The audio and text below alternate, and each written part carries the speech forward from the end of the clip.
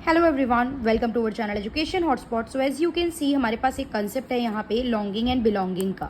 तो ये सिंपल सा कंसेप्ट है। फॉर एग्जांपल देखो, एग्जांपल से समझते हैं कि एक पर्सन इंडिया से बिलोंग करता है एंड वो पर्सन यहाँ से शिफ्ट होके चले गया।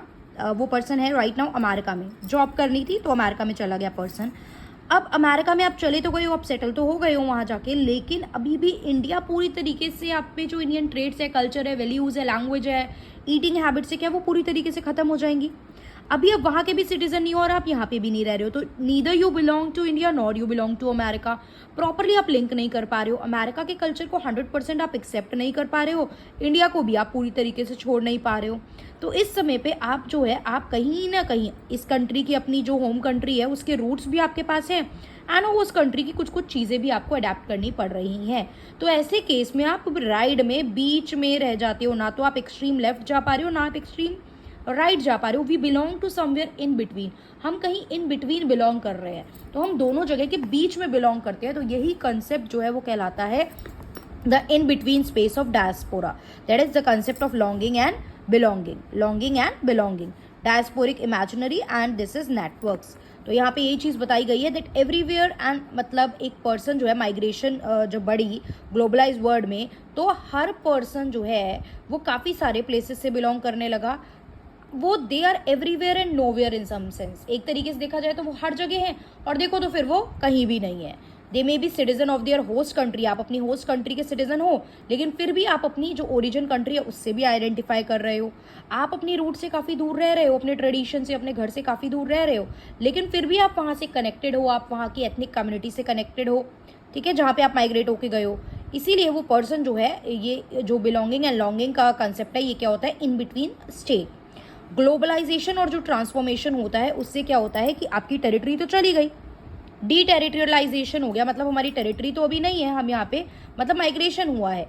तो ये इन बिटवीन आइडेंटिटी रहती है। अब यहाँ पे एक आइडेंटिटी क्राइसिस आ जाता है, क्योंकि हम अपनी जगह तो छोड़ के जा चुके हैं, दूसरी जगह में हम कंप्लीट बिलोंगिंगनेस वाली फीलिंग भी नहीं ले पा रहे हैं। तो हमारे में एक आइडेंटिटी क्राइसिस आ जाता है कि हम बिलोंग कहाँ से कर रहे हैं एग्जैक्टली।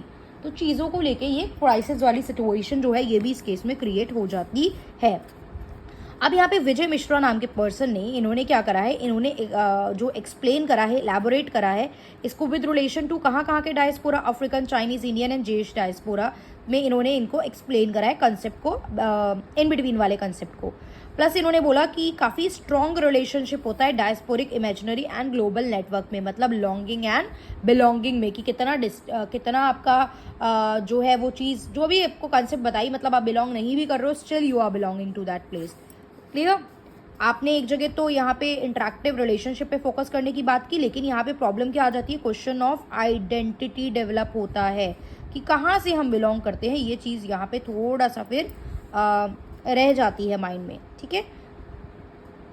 जैसे कि देखो, in the former Manchester based Pakistani Muslim, जैसे ये सब अलग अलग जगह, यूएस बेस्ड इंडियंस, तो यहाँ पे आइडेंटिटी वाला जो प्रॉब्लम है वो आ जाता है। अब ये जो आपका कंसेप्ट है डी टेरिटोरलाइजेशन, इसका क्या मतलब है, इन दोनों टर्म का क्या मतलब है। ये टर्म्स जो थी ये यूज़ किसने करी, ये देखी, इनकी बुक थी एंटी ऑडिपस, लेकिन इनको बाकी लोगों ने भी आगे चल के यूज़ करा। इनका मतलब है to take the control and order away from a land और प्लेस, मतलब आपकी टेरिटरी से आपको क्या कर दिया, अवे कर दिया।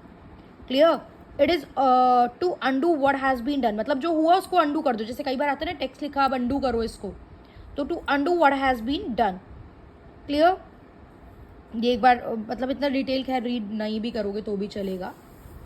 ये चीज़ थोड़ी सी कंसेप्ट याद रखनी है, अगर आ गया कुछ इस तरीके का तो बस ये थोड़ा सा शॉर्ट में ही आपको बताया है, सो दैट अगर ये कहीं पे मिक्स होके आए तो आपको कंसेप्ट एग्जैक्टली पता हो क्या होता है, ठीक है। अब आप अडेप्ट कर लोगे दूसरी जगह का कल्चर, तो वो मल्टी कल्चरलिज्म का कंसेप्ट हो जाएगा कि आपका कल्चर भी है, वहाँ के अलग कल्चर हैं। तो इंडिया एक मल्टी कल्चरल कंट्री है, ऐसी बहुत सी कंट्री है जहाँ पे देखो, सबसे ज़्यादा वास्ट इंडिया क्यों हम बोलते हैं, क्योंकि डाइवर्सिटी है। हर कंट्री इतनी डाइवर्सिफाइड नहीं है जितनी इंडिया है, खैर, बट यहाँ पे ये क्वेश्चन आएगा नहीं डायरेक्टली इस तरीके से। तो बिलोंगिंग या आपका लॉन्गिंग बिलोंगिंग या फिर in between state space of diaspora के रिगार्डिंग कुछ मिक्स करके पूछ सकता है। तो आई होप अब आपको समझ में आ गया किस तरीके से आपको प्रोसीड करना है, क्या आपको यहाँ पे मतलब लिखना है। डी टेरिटोरियलाइजेशन वर्ड भी हमें यूज़ करना है, इन बिटवीन का मतलब आपको समझ में आ गया है। डुअल या मल्टीपल सिटीजनशिप की प्रॉब्लम, आइडेंटिटी क्राइसिस की प्रॉब्लम, ये सब भी आप यहाँ पे मेंशन कर सकते हो। अगर कोई डाउट है तो आप लोग मुझे कमेंट करके बता सकते हो। सो दैट अभी इसको टाइम है, आज आप MSO E1 का एग्जाम दे रहे होंगे, when you will come back you will see these videos, तो उसके बाद जो भी आपको डाउट आएगा तो आप वो डाउट क्लियर कर सकते हैं। That's all for this video, thank you for watching.